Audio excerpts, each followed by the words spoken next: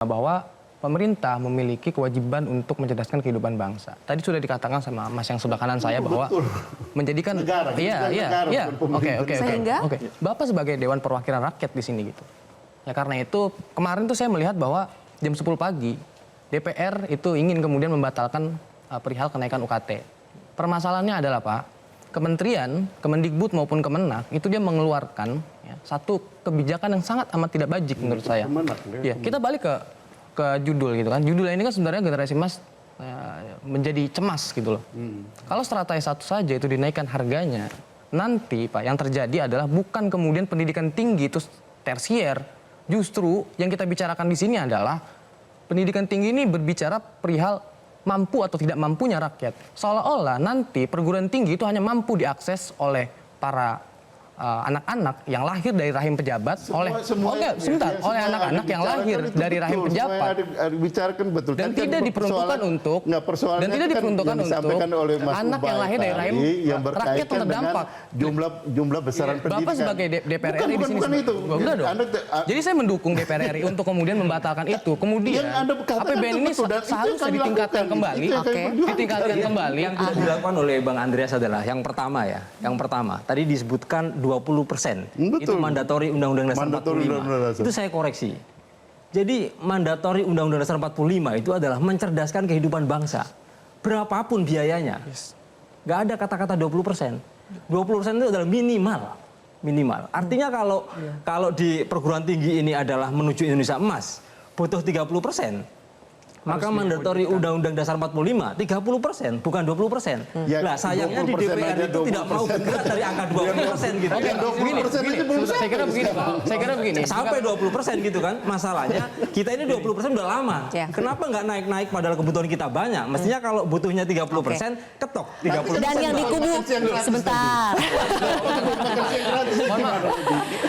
Maksudnya yang di kubu sebelah kanan ini melihat seharusnya ada peran DPR di situ. Oke, coba Feral tambahkan dulu Feral. Ya, kalau saya sebetulnya sepakat dengan Mas Ubaid bahwa sebetulnya yaitu minimal 20%. Kalau pada akhirnya kebutuhan sekian ya memang harus dipenuhi sekian. Itu pertama. Kemudian yang kedua Pak, ya saya mengapresiasi inisiatif dari pihak DPR kemarin memanggil Kemendikbudristek.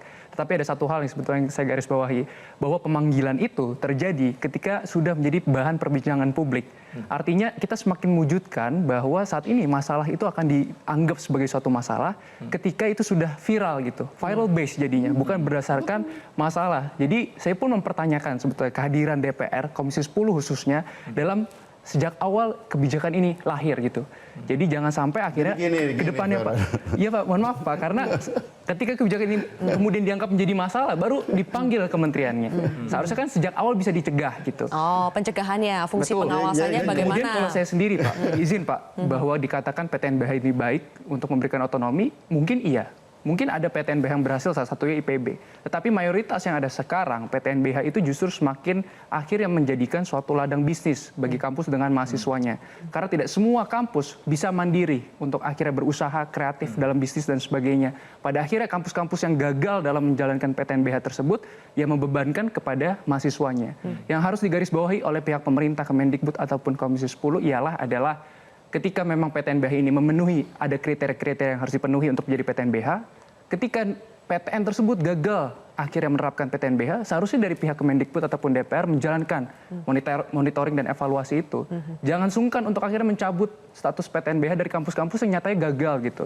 Jangan sampai akhirnya permasalahan pendidikan ini mahal kan karena awalnya PTNBH itu ya Pak. Ketika ada dikti inilah, barulah tahun ke tahun selalu ada masalah uang ini menjadi mahal, uang pendidikan menjadi mahal. Sekarang datanya udah jelas, faktanya udah jelas.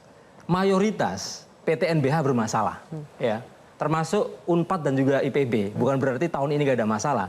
Tahun-tahun sebelumnya ada banyak masalah. Unpad itu kenapa nggak naik? Karena kemarin bermasalah. Tahun kemarin 2023 bermasalah.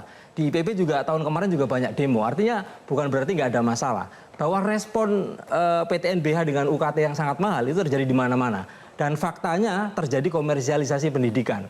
Artinya tidak kemudian PTNBH yang dianggap gagal itu kemudian dicabut PTNBH-nya balik menjadi PTN. Enggak.